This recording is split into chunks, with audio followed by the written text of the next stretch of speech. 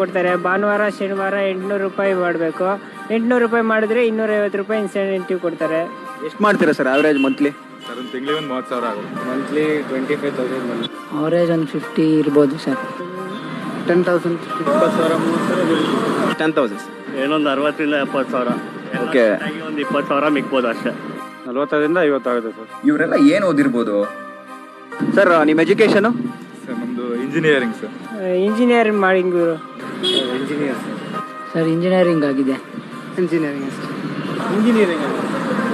Engineering. Engineering sir. ಕೊನೆಗೆ ಉತ್ತರ ಸಿಗ್ತಲ್ಲ sir, engineering. ಏಯ್ ಒಂದು ನಿಮಿಷ ಅಲ್ಲ, ಇವರೆಲ್ಲ ಇಂಜಿನಿಯರಿಂಗ್ ಮಾಡಿ ಸಂಬಂಧ ಇಲ್ಲದೆ ಇರೋ ಕೆಲಸಗಳನ್ನ ಏನಕ್ಕೆ ಮಾಡ್ತಿದ್ದಾರೆ?